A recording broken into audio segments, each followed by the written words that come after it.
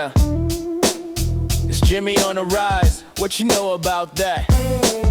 From HK streets to the world. No cap, no cap. Money moves, good vibes, keep the real ones close. Unscripted every day, that's the life I chose. Turn the beat up, turn the beat up, turn the beat up. Jimmy Unscripted. Manchester United versus Crystal Palace tactical preview script. There is something different about this Manchester United side right now, and it is not noise, it is not hype, and it is not chaos. It is control. Under Michael Carrick, United are not trying to overwhelm opponents with emotion. They are trying to suffocate them with structure. And that is why this upcoming match against Crystal Palace feels less dramatic and more surgical. Carrick has been careful in his press conferences. He has not named names, he has not given away starting 11s. He has spoken about keeping momentum, about minimal changes, about small positional tweaks in the front three, and about Luke Shaw shifting roles in possession. That language matters. When a manager avoids specifics but emphasizes continuity, it usually means the shape is staying the same and the core principles are not being touched. So let's start with the injuries because they frame everything. Lisandro Martinez is out with a calf problem. The Ligt is still further behind with his back issue. Mason Mount is close and back on grass, but not quite ready to influence this game from the start. That means the defensive spine is not open for debate. The centre-back pairing will almost certainly be Yoro and Maguire. One brings recovery pace and anticipation. The other brings aerial dominance and physical presence.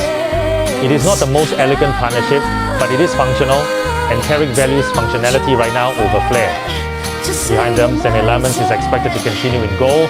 Carrick trusts his distribution and his calmness in the early phases of build-up. In front of them, the fullbacks are where the tactical nuance begins. Diogo Dalot will likely hold the right side, offering width without excessive risk, while Luke Shaw becomes the key chess piece on the left.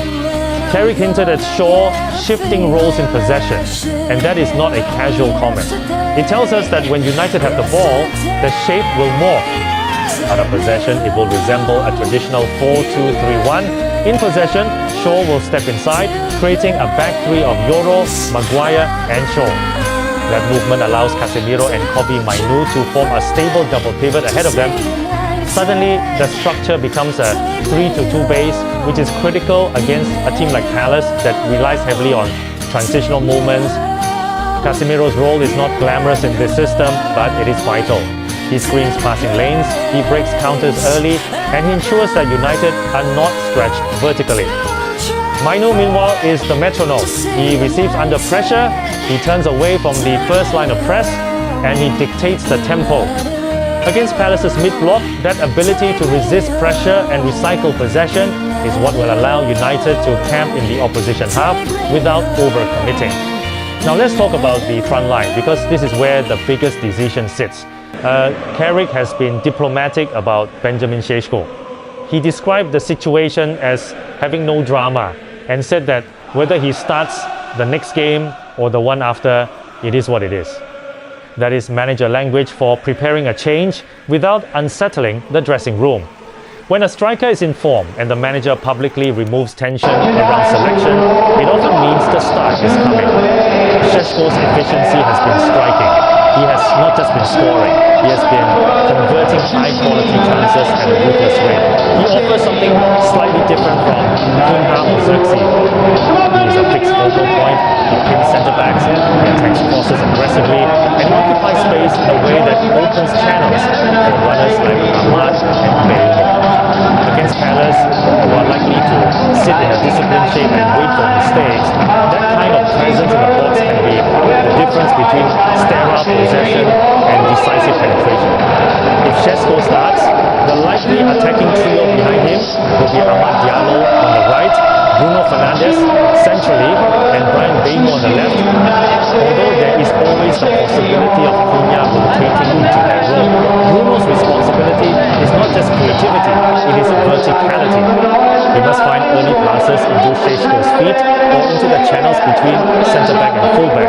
Ahmad brings directness and one-versus-one ability. Baymo stretches the back line and forces defensive decisions. Together, they create width and unpredictability around a central striker who can commenters will ask is whether this is the kind of game that demands fireworks or patience. The honest answer is patience. Carrick's United do not chase chaos, they control territory first. They force the opponent to defend for long stretches. They reduce the match to a series of control sequences. If United score early, the game will likely settle into a professional rhythm. If they do not, Carrick will not panic. He will trust the structure. Crystal Palace are not without threat. Their danger lies in transitions and quick vertical breaks. If United lose the ball in advanced positions without adequate rest defense, Palace can exploit the channels, particularly behind the fullbacks. That is why Shaw's inverted positioning is so important. By stepping inside, he helps prevent the wide spaces from becoming highways for counter-attacks. It also ensures that if Maguire is drawn into an aerial duel, there is coverage behind him. So what is the most likely match script? United will dominate possession from the opening whistle.